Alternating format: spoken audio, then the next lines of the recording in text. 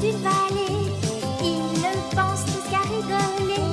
Là-bas c'est la fête tous les jours.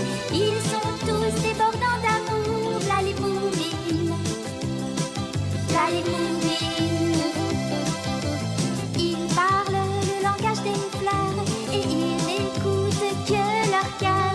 Alors ouvrez leurs dons vos bras, vous ne le regretterez pas. V'là les moumines, v'là les moumines, v'là les moumines, v'là les moumines, v'là les moumines, v'là les moumines.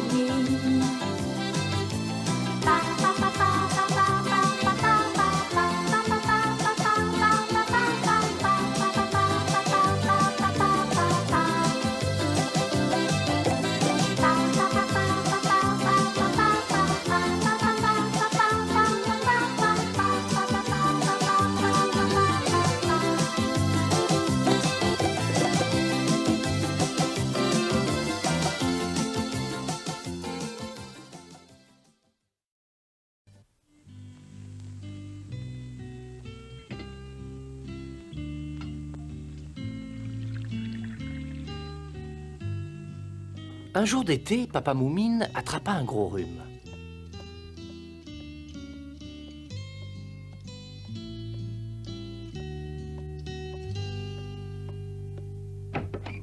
Tiens, mon chéri, je t'ai préparé un bon lait chaud.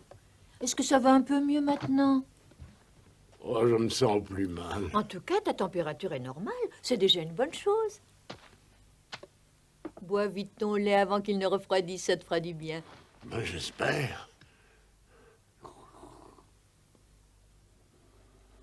Écoute-moi, depuis que je suis cloué au lit par la maladie, j'ai eu tout le temps de réfléchir sérieusement. Je n'en doute pas. Est-ce que je peux savoir à quoi tu as réfléchi?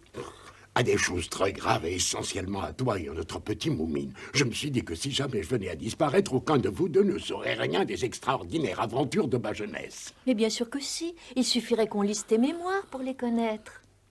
Vous ne les y trouverez pas. Mes mémoires ne commencent qu'au moment où je t'ai rencontré. Je suis le seul à savoir tout ce qui s'est passé auparavant. Mais pourquoi n'avoir pas écrit tes souvenirs depuis le début? Les mémoires, c'est fait pour raconter toute son existence. Remarque, je suis très flattée que tu aies commencé en parlant de moi. Avant de te connaître, j'ai eu une vie très agitée. Oui, j'ai eu une jeunesse tumultueuse. Mon père m'a donné un mari, mon Dieu, quel homme, quel petit homme. Mon père m'a donné un mari. Sniff, t'es là, j'ai une nouvelle à t'annoncer, ouvre-moi. Qu'est-ce qu'il y a? Papa Moumine a attrapé un gros rhume. Quoi, c'est tout? Il a dit qu'il y aurait un cadeau pour tous ceux qui iraient le voir, alors dépêche-toi d'y aller. Merci de m'avoir averti.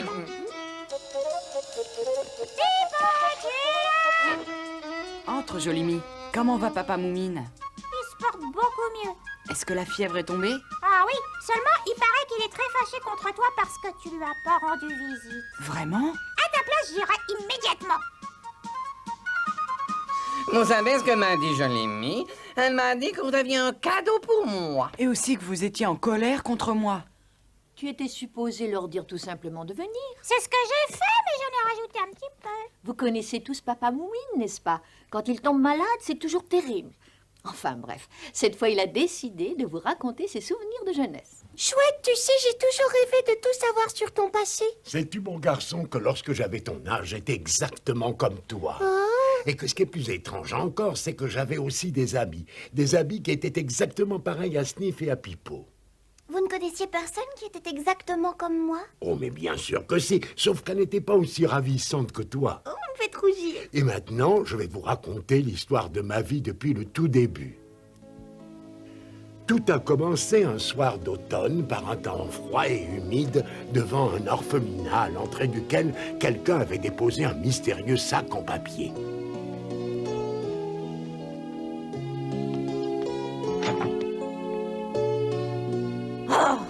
Regardez-moi ça.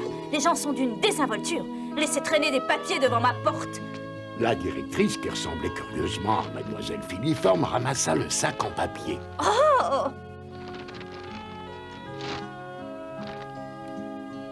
Oh, mon Dieu, c'est un enfant abandonné! Cet enfant, c'était moi. Toi? Vos parents vous avaient abandonné? Bon, En tout cas, il m'a l'air d'être très docile et discipliné. Atchou! Je veux pas le numéro 13, ça porte malheur. Le sort en a décidé ainsi. Il y a 12 autres enfants avant toi. Je suis désolée, mais il va falloir que tu t'y fasses.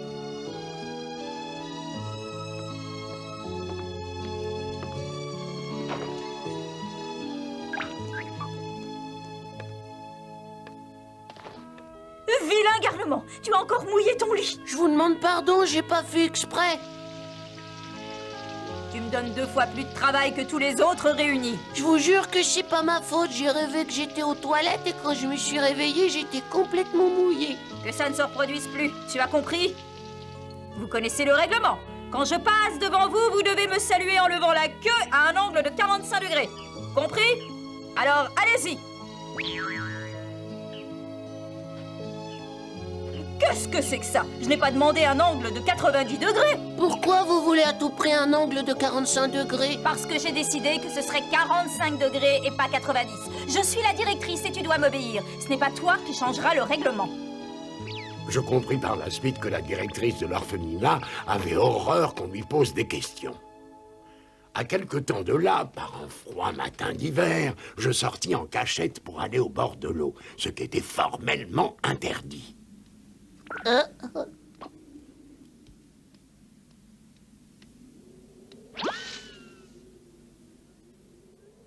Ma parole, mais c'est moi ça. Je m'étais encore jamais rendu compte que j'avais de si belles oreilles. Et le reste de ma personne n'est pas mal du tout. Je suis très agréable à regarder.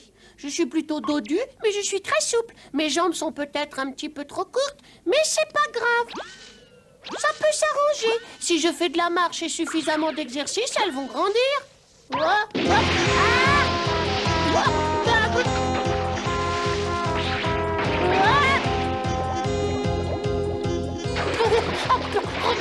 Ce fut ma première aventure, ou plutôt ma première mésaventure. Je pus échapper à la noyade de justesse.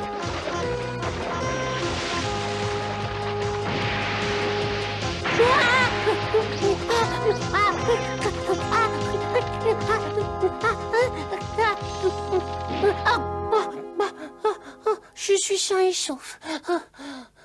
J'ai réussi à m'en sortir. Je pris alors la décision qui allait changer ma vie. Je ne veux plus mener une vie sédentaire et tranquille. Je suis fait pour l'aventure. Je vais voyager à travers le monde pour tenter ma chance. Chère mademoiselle, la vie est courte et le destin m'appelle vers de grandes aventures. C'est pourquoi j'ai décidé de partir. Je vous remercie pour tout ce que vous avez fait pour moi. PS, je vous ai pris un pot de confiture.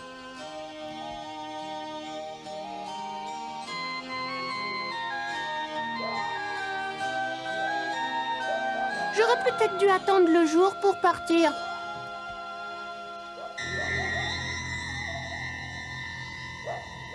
Ouais.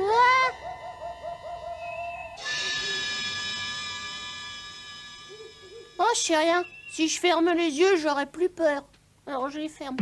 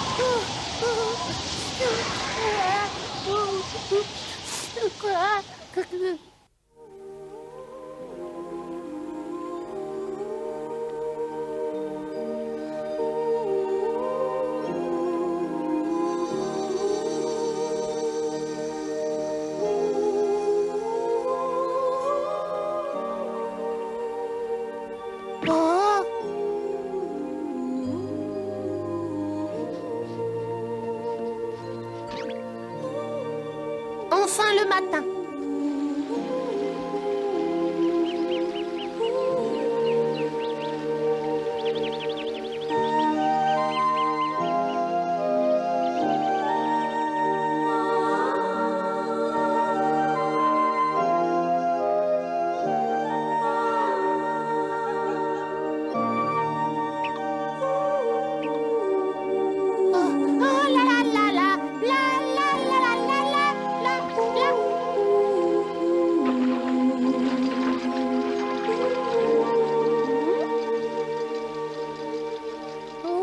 On dirait une roue hydraulique.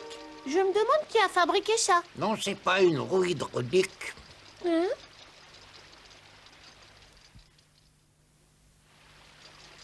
Bonjour quand même. Bonjour. Ceci est un dispositif expérimental. Expérimental? Mais oui, vois-tu, mon but est de fabriquer une hélice pour mon navire. C'est pour votre navire?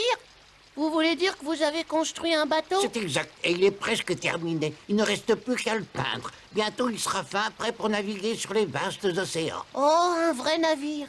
Est-ce qu'il est très très grand? Assez. Est-ce que tu aimerais le voir? Oh oui, ça me plairait beaucoup. Les bateaux, ça m'a toujours fait rêver. Alors, suis-moi. Mon nom est Fred. Fred Frederickson. Et toi, qui es-tu? Mon nom est Moumine. C'était le nom que je portais avant que tu viennes au monde.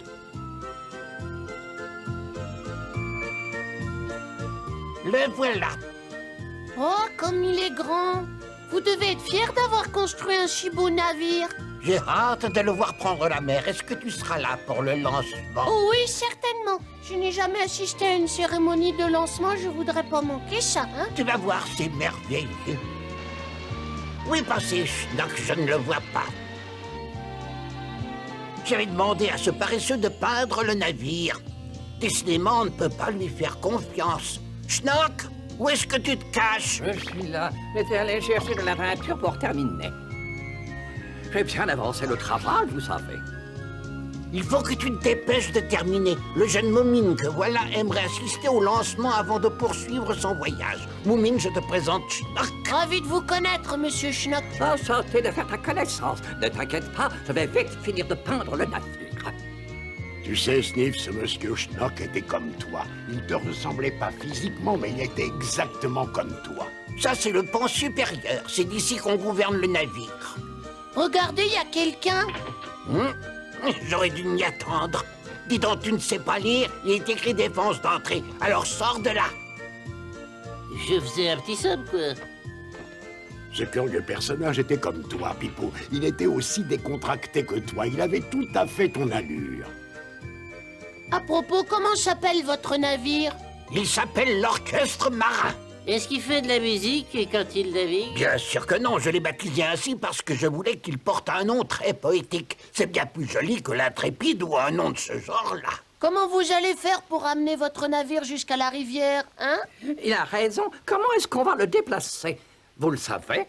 Ne vous faites pas de soucis pour ça, tout problème a une solution. Alors, est-ce qu'on peut savoir quelle solution vous envisagez? Eh bien, je vais faire appel à Jojo le nigo. À cette heure-ci, il doit faire la sieste quelque part au bord de la rivière. On va le trouver. Il est tellement gros qu'il ne passe pas inaperçu. Il est pas dangereux, au moins? Oh, non, pas du tout. Mais il faudra que tu prennes garde qu'il ne t'écrase pas, car il est un peu distrait. C'est une habitude chez lui de marcher sur les gens? Ça lui arrive fréquemment. Ce n'est pas un mauvais bougre. Il paie toujours les funérailles. Oh, Jojo le nigo! C'est moi, Fred Frederickson. Est-ce que tu es là, Jojo? J'ai besoin de toi. Ah, il est là. Je viens de l'entendre. Je t'en prie, dépêche-toi, viens voir ici. J'ai un service à te demander. Pourquoi tu ne vas pas te baigner dans la mer aujourd'hui? L'eau est meilleure que celle de la rivière. Et puis, à la place des cailloux, tu aurais du beau sable fin et doux sous tes pieds, et ce serait bien plus agréable.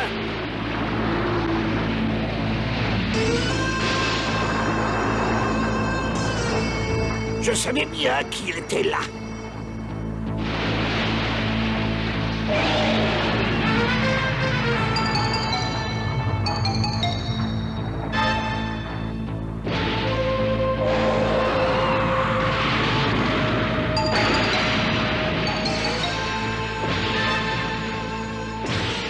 La cérémonie va enfin pouvoir commencer. Vite, il faut qu'on retourne au navire.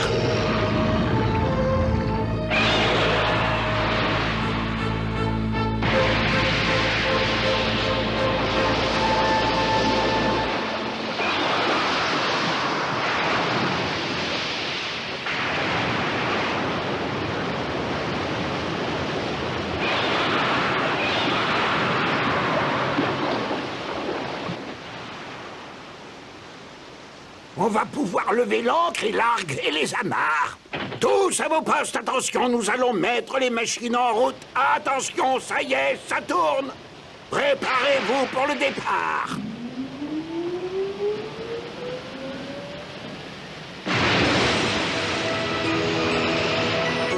Ça y est, c'est parti. Regardez comme il vogue bien.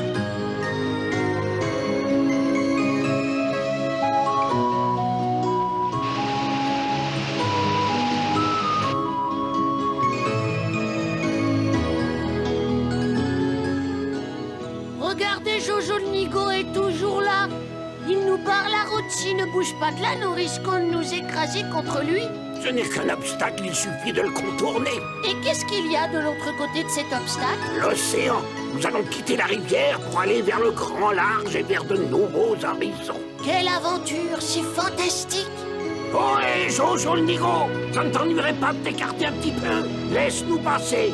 Est-ce que tu as compris? Pousse-toi, écarte-toi de là, sinon il va y avoir du vilain. Sois gentil, tu vois bien que tu nous barres le passage, écarte-toi un petit peu.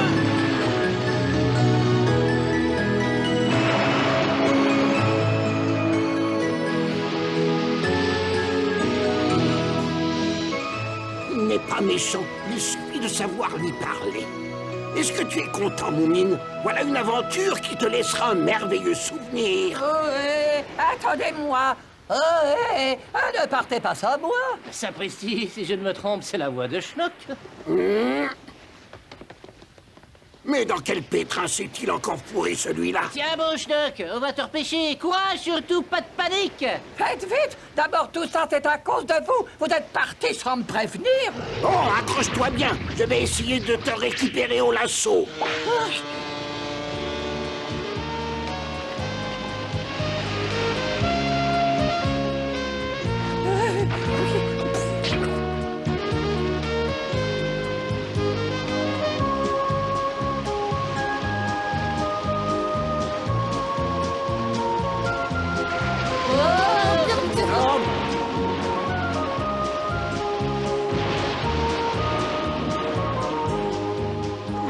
Ça va, Moumine, j'espère que tu me fais Je suis en train d'apprendre.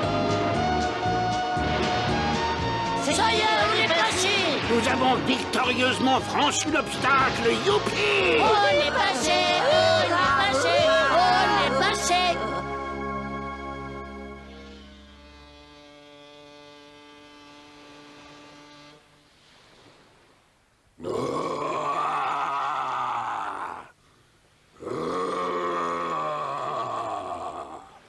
Écoutez, est-ce que vous avez entendu? On dirait le croc. Qu'est-ce que c'est le gros? C'est le grand monstre de l'hiver. On dirait qu'il est en train de poursuivre quelqu'un. Pourquoi il court après cette C'est personne? parce qu'il est très seul et qu'il a besoin de compagnie. Mais le problème, c'est que si le croc vous touche, vous vous transformez en bloc de glace. C'est trop tard pour sauver cette personne. Reste ici. Reviens, c'est inutile, tu ne peux rien faire. Je ne peux pas rester les bras croisés, je dois tenter quelque chose. Non, arrête. N'y va pas, c'est pas la peine. Il n'est pas trop tard, je peux sauver cette personne et puis ce sera une nouvelle aventure. Va-t'en, ne m'approche pas. Tu as compris? Arrière, vilain monstre. Je ne veux pas que tu me touches. Va-t'en, tu as compris? Rentre chez toi. Au secours! Ne vous inquiétez pas, madame, j'arrive pour vous sauver. Au secours! Aidez-moi! Au secours! Allez-y, sautez dans cette boîte, dépêchez-vous.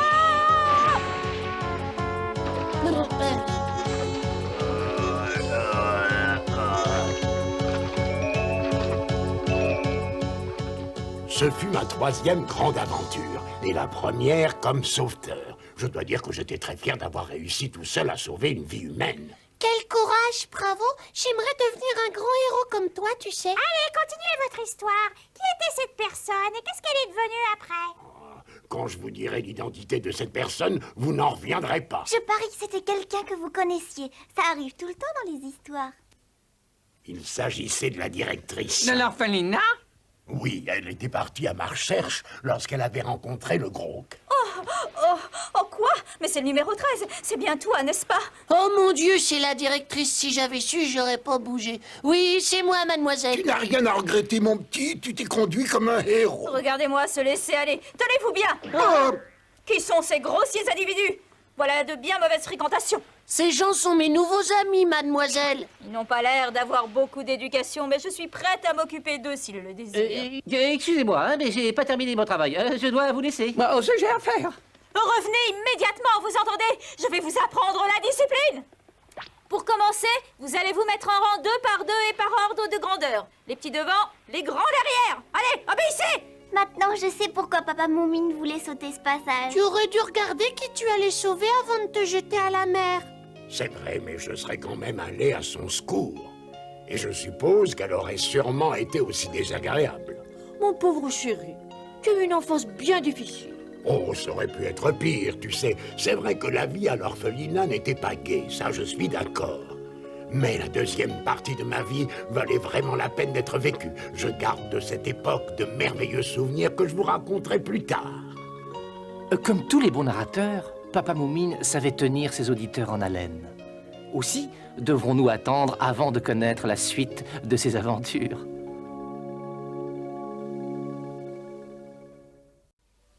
Ils sont toujours là pour faire notre joie, les Moumines. On devient heureux en étant près d'eux, les Moumines. Ils sont si gentils, ils changent notre vie. Ce sont nos amis de jour comme de nuit, les Moumines. Les Moumines. Venez avec moi, ils sont tous là-bas, les Moumines. Ils vous enchanteront avec leurs chansons, les Moumines. Ils sont si gentils, ils changent notre vie, ce sont nos amis.